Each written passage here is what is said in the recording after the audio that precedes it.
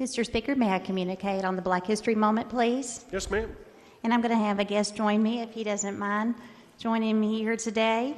I brought my live and real in-person Black History Moment today. This is Dr. Donald Douglas. He is the medical director and lead physician at Tony Delk IMC Regenerative Center in Lexington. He's been in healthcare for over 40 years. Just to kind of give the connection, he is from Davis County.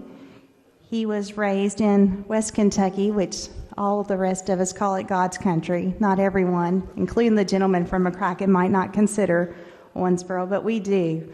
He is the 14th of 16 children born to his parents.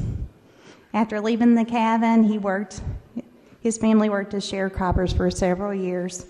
And like myself, the lessons we learned on the farm were the very best ones that we could ever ask for.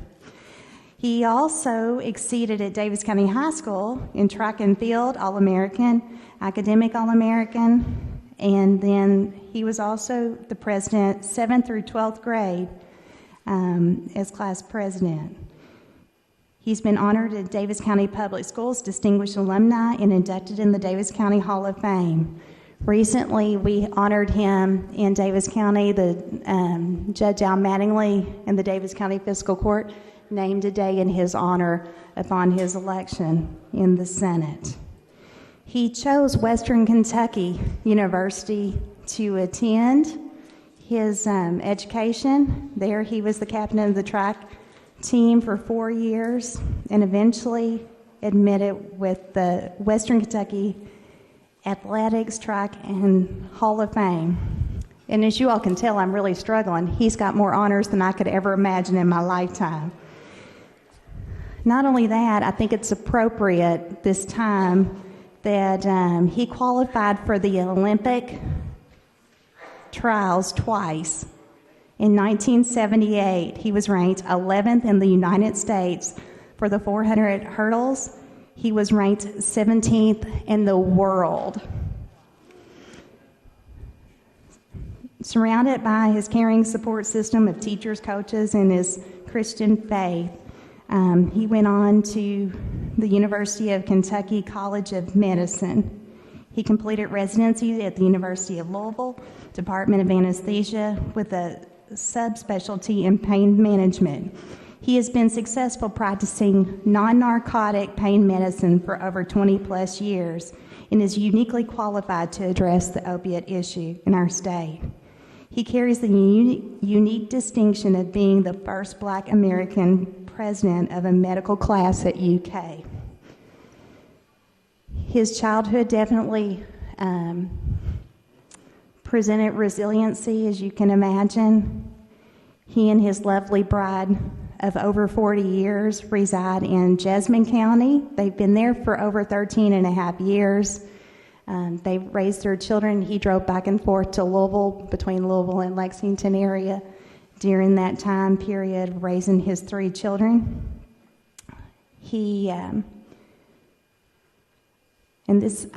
I read it and I read it twice just to kind of, and we've just met recently, but we have a far back past that we didn't know till he got here. All 3 of his children have finished medical school and are training to further serve those around them. Now, he has just recently, in November, I would normally say something else, but since he's here with us and I'm honoring, I'm going to say he was elected to the other chamber as a Senate, and I'm proud to honor him today, but I also want to honor his uncle, J.P. Douglas. J.P. Douglas lived on our family farm, worked with my family for many, many, many years. He and his wife, Eleanor, raised their children right next door. In the country, we call it that. I could see their house. I couldn't walk to it, but I could see it from where I lived. But I can honestly say that J.P. Douglas, his nickname was Meat. He truly raised my parents' children along with his children, just as if we were his very own. He loved us. I think it is very fitting. Today is Valentine's Day, and I specifically requested this day because of the love that's shown from his family to my family. It is such an honor to be with him today. I'm so happy I have a newfound friend in the other chamber. That's not what I would normally call it, just so you know. But I think of his uncle and JP and Eleanor's family every spring when the daffodils pop up. Their home is no longer there, but the daffodils pop up where their mailbox was. And I think of them awful. And I want to thank him for the childhood and the love that his family showed me and my siblings all of our lives. So please welcome Dr. Douglas.